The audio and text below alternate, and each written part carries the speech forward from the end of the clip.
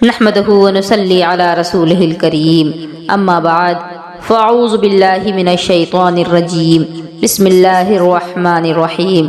معزز سامعین و سامعات، السلام علیکم ورحمۃ اللہ وبرکاتہ۔ آج کا یہ بیان بہت ہی زیادہ خاص ہے، لہٰذا میری آپ سبھی سے گزارش ہے کہ اس بیان کو پورا ضرور سنیں، کیونکہ اس بیان کے اندر میں کچھ ضروری مسائل کو بیان کروں گی جن میں شادی بیاہ کا مسئلہ تو رہے گا ہی، اور ساتھ ہی ساتھ عورت کا جو حق مہر ہے جس کو آج کل لوگ ادا کرنا ضروری نہیں سمجھتے، اس پر بھی میں آپ سبھی کو کچھ باتیں بتانا چاہوں گی، کیونکہ یہ ایک نہایت ہی اہم فریضہ ہے۔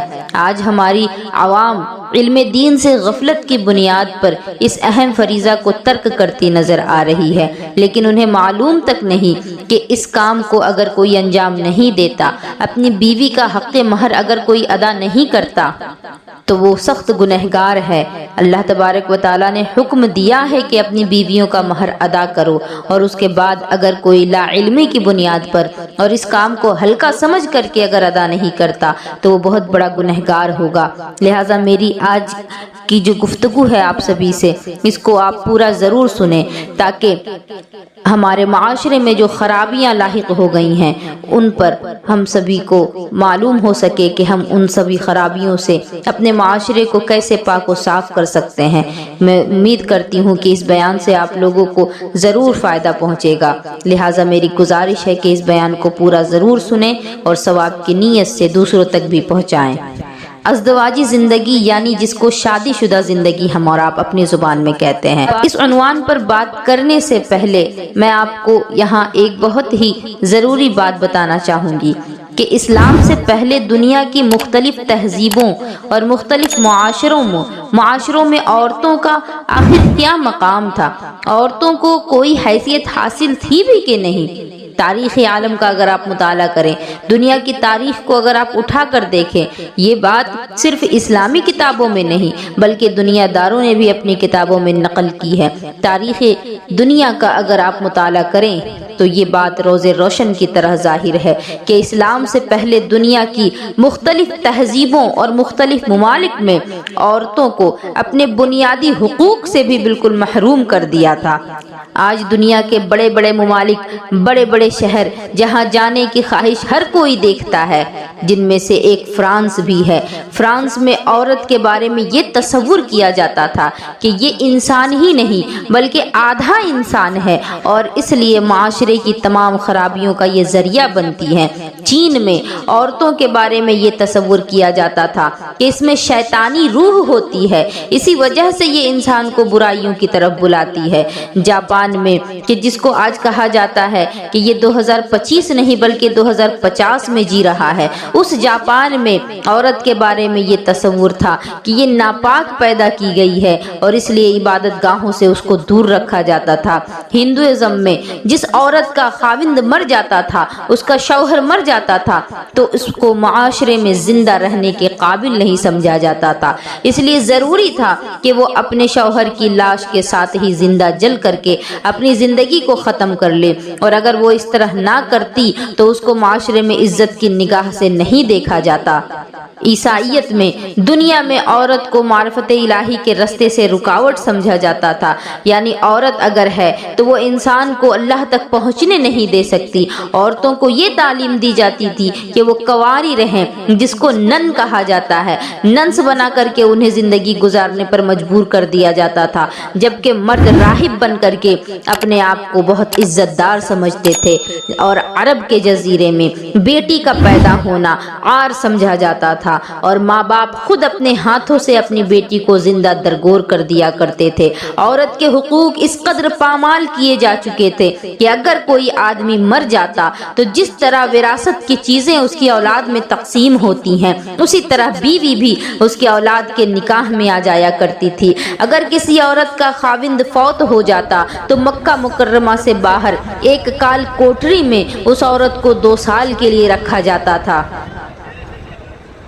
طہارت کے لیے پانی اور دوسری ضروریات زندگی بھی پوری طرح سے نہیں دی جاتی تھی۔ اگر 2 سال یہ تکلیف کاٹ کر کے وہ عورت زندہ بھی رہ جاتی تو اس کا منہ کالا کر کے مکہ مکرمہ میں پھرایا جاتا اور اس کے بعد اسے گھر میں رہنے کی اجازت دی جاتی تھی۔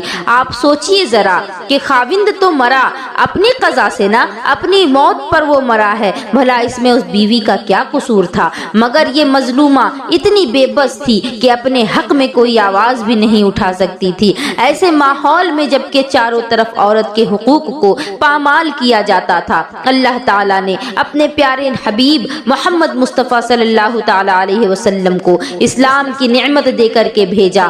آپ دنیا میں تشریف لائے اور آپ نے آ کر عورت کے مقام کو نکھارا، بتلایا کہ اے لوگوں، اگر یہ بیٹی ہے تو تمہاری عزت ہے، اگر بہن ہے تو تمہارا ناموس ہے، اگر بیوی ہے تو زندگی کی ساتھی ہے، اگر ماں ہے تو اس کے قدموں کے نیچے جنت ہے۔ اللہ اکبر۔ معزز سامعات، مقدس اسلام کی شہزادیوں، وہ لوگ کس قدر سخت دل ہوں گے کہ جو اپنی بیٹیوں کو زندہ درگور کر دیا کرتے تھے۔ دفن ہونے والی بچیوں کی چیخ و پکار ان کے کانوں میں پڑتی ہوگی مگر ان کا ضمیر ان کو نہیں جھنجھوڑتا ہوگا۔ ایسے حالات میں نبی اکرم نے اپنی دونوں انگلیوں کا اشارہ کر کے فرمایا کہ جس آدمی کے گھر میں 2 بیٹیاں ہوں وہ ان کی اچھی پرورش کرے، یہاں تک کہ ان کا نکاح کر دے تو وہ آدمی جنتی ہے، وہ جنت میں میرے ساتھ ایسے ہوگا جیسے یہ میری 2 انگلیاں ایک دوسرے کے ساتھ ہیں۔ اللہ اکبر۔ وہ نبی رحمت جس نے عورت کو عزت دی، آج اس نبی کی ناموس پر داغ لگایا جا رہا ہے۔ نبی علیہ الصلوۃ والسلام نے عورت کی کھوئی ہوئی عزت کو واپس دلایا اور بتلا دیا لا رہبانیت فی الاسلام، کہ اسلام میں رہبانیت نہیں، بلکہ آپ نے فرمایا کہ اگر عورت کے ساتھ تم ازدواجی زندگی گزارو گے تو یہ اللہ تعالیٰ کی معرفت کے راستے میں تمہاری اور زیادہ مددگار بنے گی۔ اسلام نے یہ بات ظاہر کر دی کہ راہب بن کر جنگلوں اور غاروں میں جانے کی کوئی ضرورت نہیں، بلکہ اللہ تعالیٰ کی طرف جو رستہ جاتا ہے وہ جنگلوں اور غاروں سے ہو کر نہیں جاتا، ان انگلیوں کو ان گلی کوچوں اور بازاروں سے ہو کر کے جاتا ہے، یعنی معاشرے میں رہ کر کے اور معاشرے میں لوگوں کے اپنی بیویوں کے حقوق ادا کر کے اللہ تبارک و تعالیٰ تک پہنچا جا سکتا ہے۔ جنگلوں میں جانے سے تم کھو تو جاؤ گے، اللہ کے رستے کو پا نہیں سکتے۔ میرے نبی نے فرمایا کہ نکاح آدھا ایمان ہے، النکاح نصف الایمان، نکاح تو آدھا ایمان ہے۔ ایک کنوارا آدمی خواہ کتنا ہی نیک کیوں نہ ہو جائے، وہ ایمان کے کامل مرتبے تک نہیں پہنچ سکتا، کیونکہ آدھا ایمان تو اس کے نکاح کرنے کے بعد ہی پورا ہوگا۔ جب تک کہ وہ ازدواجی زندگی میں داخل ہو کر حقوق اور فرائض کو ادا نہیں کرے گا تب تک اس کا ایمان مکمل نہیں ہو سکتا۔ اس لیے جس لڑکے کی شادی نہ ہو اور وہ جوان جو کہ اس حدیث کو سن رہے ہیں وہ یہ بات سمجھ چکے ہوں گے کہ زندگی گزارنی ہے، اللہ کے راستے پر چلنا ہے اور اللہ کے راہ تک، اللہ کی معرفت تک پہنچنا ہے، تو پھر نکاح ایک ذریعہ ہے۔ نکاح کے ذریعے سے آدھا ایمان آپ کا مکمل ہو جائے گا، اور یہاں تک فرمایا گیا کہ باقی آدھا دین جو ہے اس میں تمہاری بیوی تمہاری مددگار ثابت ہوگی، تمہیں اللہ کے راستے پر برقرار رکھنے اور اللہ کے راستے پر لگا کر معرفت الہی تک پہنچانے میں تمہاری بیوی تمہاری معاون ہوگی، تمہاری مددگار ہوگی۔ حضرت علی نے فرمایا کہ مجھے میرے محبوب خاتم المرسلین نے 5 کاموں میں جلدی کرنے کی وصیت فرمائی، جن میں سے پہلا کہ تم نماز کی فوت ہونے سے پہلے اسے ادا کر لو، یعنی نماز جو ہے اس کو تم قضا نہ کرو، نماز وقت رہتے اس کو ادا کر لو۔ اور دوسری بات، موت سے پہلے توبہ کرنے میں جلدی کرو، کیونکہ موت کی کوئی گارنٹی نہیں، ہمیں پتہ نہیں کہ کب ہماری موت آ جائے گی، اسی لیے ہمیں ہر وقت توبہ کرتے رہنا چاہیے۔ جیسے ہی کوئی گناہ سرزد ہو فوراً سچے دل سے اللہ سے توبہ کریں۔ تیسری بات کہ جب کوئی آدمی مر جائے تو اس کے کفن دفن میں جلدی کرو۔ چوتھی بات، تمہارے سر پر قرض ہو تو اس کے ادا کرنے میں جلدی کرو۔ اور 5ویں بات، جب بیٹی یا بیٹے کے لیے کوئی مناسب رشتہ مل جائے تو اس کے نکاح کرنے میں جلدی کرو۔ رشتہ لگا کر 2 سال 4 سال آج جو ہمارے معاشرے میں رکھ دیا جاتا ہے، اور اس کی وجہ سے بہت ساری بے حیائیاں پھیلتی ہیں، اس کی وجہ سے معاذ اللہ وہ لڑکا اور لڑکی جن کا رشتہ لگا کر کے چھوڑ دیا گیا ہے وہ موبائل کے ذریعے سے ایک دوسرے سے رابطے میں آتے ہیں، دن رات بات ہوتی رہتی ہے ویڈیو کال اور آڈیو کال کے ذریعے سے، اور اللہ اکبر نوبت یہاں تک پہنچ جاتی ہے کہ نکاح سے پہلے یہ دونوں زنا کر بیٹھتے ہیں۔ جب رشتہ مل ہی گیا ہے، لگ ہی گیا ہے تو نکاح کر لیا جائے۔ اس میں میرے نبی نے فرمایا کہ جلدی کرو نکاح کرنے میں، لیکن آج کل ہمارے نبی کی فرامین پر عمل نہ کرنے کی بنیاد پر ہم دیکھ رہے ہیں کہ معاشرے میں بے حیائی اور گناہ کس قدر بڑھ گئے ہیں، کیونکہ یہ بات 100% پکی ہے، 100% گارنٹی کے ساتھ میں یہ بات کہہ رہی ہوں کہ جہاں نکاح نہیں ہوگا وہاں زنا عام ہو جائے گا۔ اسی لیے شریعت نے نکاح کی اہمیت کو واضح کیا ہے۔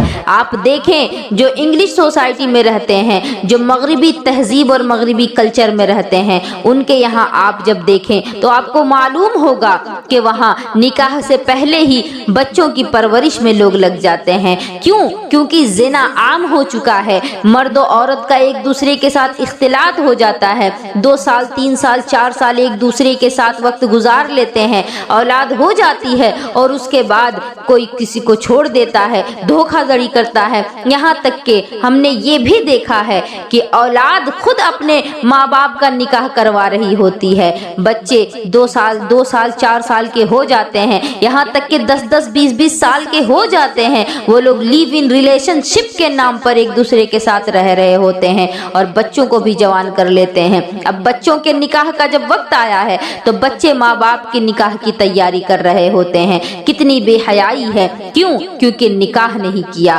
نکاح وقت پر کر لیا جاتا تو بے حیائی نہیں پھیلتی۔ اس قدر زنا عام ہو چکا ہے ان لوگوں کے کلچر میں، آپ دیکھ سکتے ہیں، کیونکہ نکاح جو ہے یہ نگاہوں کو جھکا دیتا ہے، شرمگاہ کی حفاظت کرتا ہے، نکاح آدھے ایمان کو مکمل کرتا ہے، اور جن لوگوں نے نکاح سے کنارہ کشی کی تو وہ معاشرہ زنا جیسے بدترین گناہ میں ڈوب گیا۔ اس لیے شریعت نے نکاح کی اہمیت کو واضح کیا ہے۔ آج جس معاشرے میں نکاح سے فرار اختیار کرتے ہیں، یعنی نکاح کرنے کو اوائڈ کرتے ہیں، آپ دیکھیے وہاں جنسی تسکین کے لیے فحاشی کے اڈے کھلے ہوتے ہیں۔ اس لیے کہا گیا کہ تم نکاح کرو تاکہ تمہیں اپنے آپ کو پاک باز رکھنا آسان ہو جائے۔ اگر نکاح کا حکم نہ دیا جاتا تو مرد عورت کو فقط ایک کھلونا سمجھ لیتے، عورت اپنے لیے کوئی مقام نہ رکھتی، اس کی ذمہ داری اٹھانے والا کوئی نہ ہوتا۔ شریعت نے کہا اگر تم چاہتے ہو کہ اکٹھے رہو تو تمہیں اس کی ذمہ داریوں کا بوجھ بھی اٹھانا پڑے گا۔ اور اب میں اس مسئلے کو واضح کرنا چاہوں گی کہ جس مسئلے کو لے کر کے آج ہماری عوام بالکل بے فکر ہو گئی ہے، یعنی میں اہمیت بتانا چاہوں گی حق مہر کی۔ نکاح ایک معاہدہ ہے جو میاں اور بیوی میں طے ہوتا ہے۔ اس معاہدے میں اگر کوئی عورت اپنی طرف سے شرائط رکھنا چاہے تو شریعت نے اس کو گنجائش دی ہے۔ مثال کے طور پر وہ یہ کہہ سکتی ہے کہ مجھے اچھے مکان کی ضرورت ہے، مجھے مہینے کے اتنے خرچ کی ضرورت ہے۔ وہ کہے کہ میں نکاح تب کروں گی اگر طلاق کا حق مجھے دیا جائے۔ شریعت نے اس کو اتنی ساری اجازت دے رکھی ہے کہ وہ نکاح سے پہلے اپنی شرائط منوا سکتی ہے، لیکن جب نکاح ہو گیا اور طلاق کا حق مرد کے پاس ہے یا مرد اپنی مرضی سے خرچہ دے گا تو اللہ کی بندی اب رونے کا کیا فائدہ؟ یہ سارے معاملات نکاح سے پہلے طے کرنے چاہیے تھے، لیکن آج عوام میں لا علمی ہونے کی بنیاد پر، علم دین سے دوری ہونے کی بنیاد پر ان سارے مسائل سے عوام جو ہے وہ آشنا ہی نہیں ہوتی۔ اسی وجہ سے اگر نکاح کر بھی لیتی ہیں تو پھر بعد میں روتی دھوتی رہ جاتی ہیں۔ شریعت نے نکاح کو ایک معاہدہ کہا جبکہ ہمیں اس کی اہمیت کا پتہ ہی نہیں ہوتا۔ آج کل لڑکی والے اپنی سادگی میں مارے جاتے ہیں۔ حق مہر لکھوانے کا وقت آیا تو کسی نے کہا 500 روپے، کسی نے کہا 50 روپے ہی کافی ہیں۔ ارے او خدا کے بندوں، ذرا میری بات کو غور سے سمجھ لو، میری اسلام کی مقدس شہزادیوں، اپنے اس حق کو سمجھو۔ 50 کافی نہیں، کیونکہ یہ ایک بچی کی زندگی کا معاملہ ہے۔ کیا 50 روپے میں تم اپنی بچی کسی کو دے سکتے ہو؟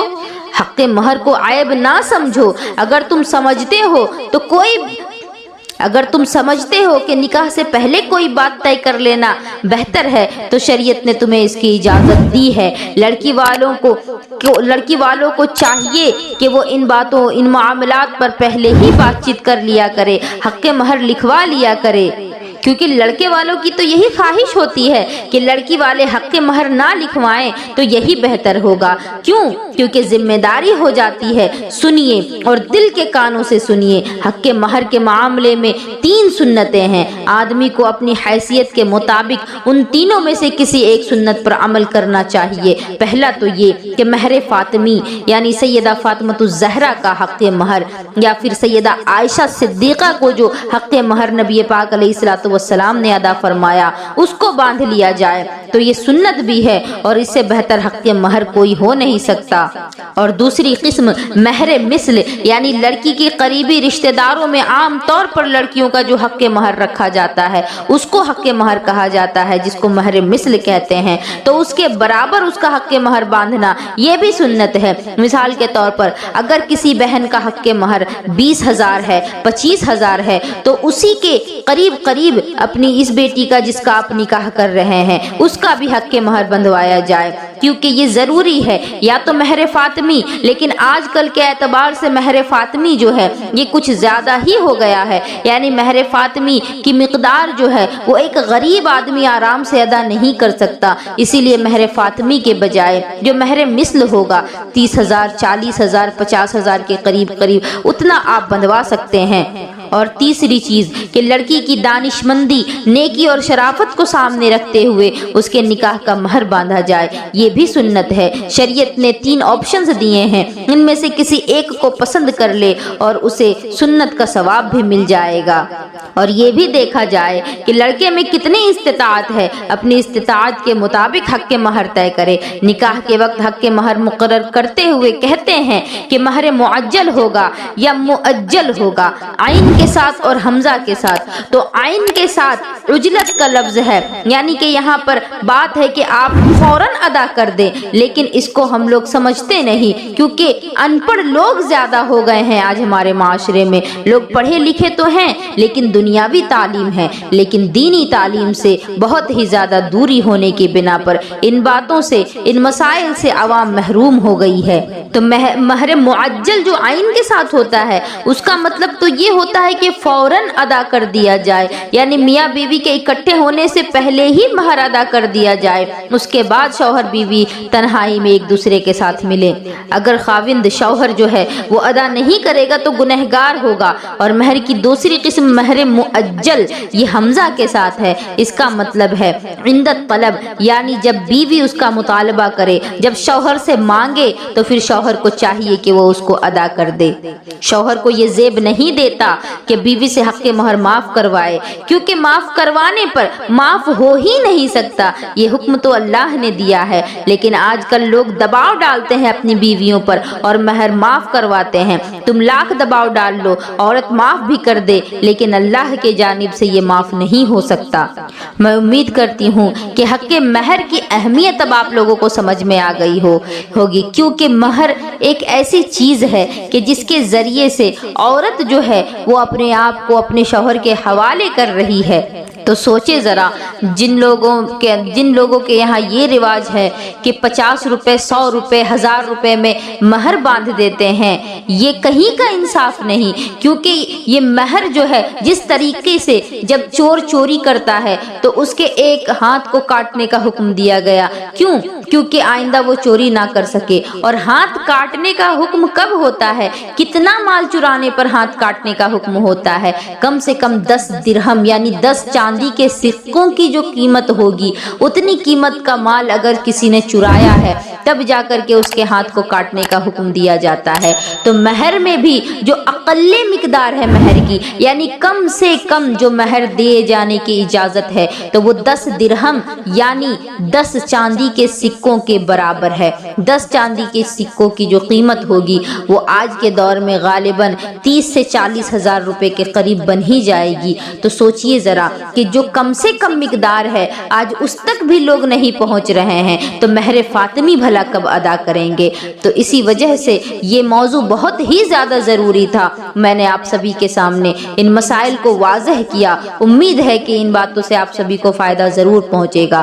وہ میری گزارش ہے کہ ثواب کی نیت سے اس بیان کو دوسروں تک بھی پہنچائیں۔ آپ کو اور مزید بیانات کسی موضوع پر چاہیے تو کمنٹ باکس میں ضرور ہمیں کمنٹ کریں، اور کمنٹ باکس کے بغل میں ہائپ کا آپشن آتا ہے، اس کو بھی ضرور کلک کر دیں۔ وما علینا الا البلاغ۔ السلام علیکم ورحمۃ اللہ وبرکاتہ۔